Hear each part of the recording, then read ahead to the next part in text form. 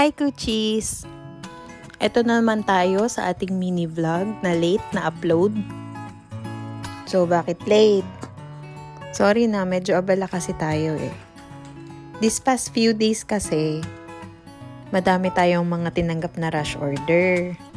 Alam mo na tayong mga small business owner, kapit tayo sa mga rush order. Aba, ganun talaga.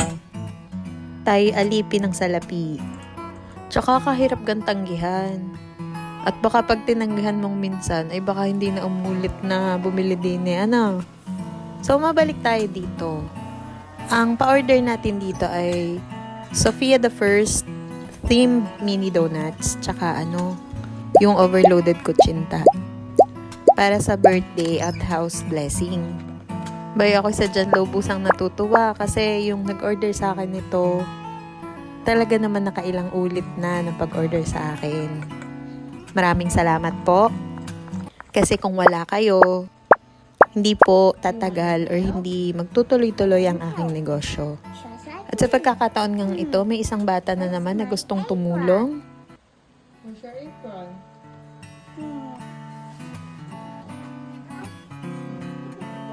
Abay, wala namang problema tumulong. Kaya lang, ay tingnan nyo naman ang oras. Ay malapit na maghating gabi, mulat pa ang batang Ari. Ari ito makaslaang sa kwarto dahil yung kanyang tatay ay nakatulog na sa pagod sa trabaho. Kaya hindi ko na napigilan. Ay siya, sige, tumulong ka na. And a butterfly. Can you break it? Kakadaldal pa, gabing-gabi na. English pa na English. More flowers, more. Wait, don't squeeze too much. Alam nyo kasi mga kakuchis, sa part ng paggagawa ng mini donuts, ito talaga yung pinaka-crucial.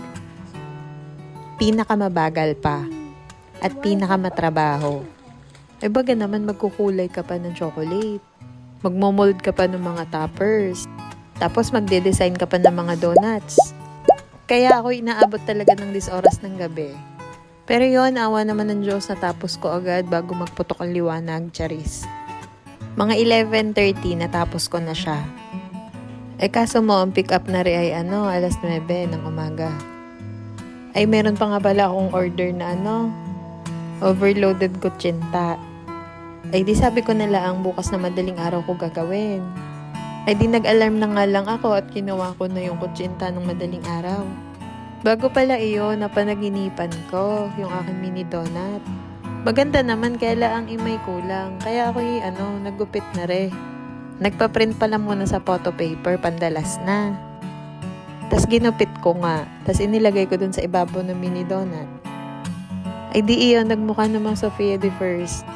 O ba, kaganda Kaya kayo mag-order na rin. Like and follow our page. Yun lang. Bye!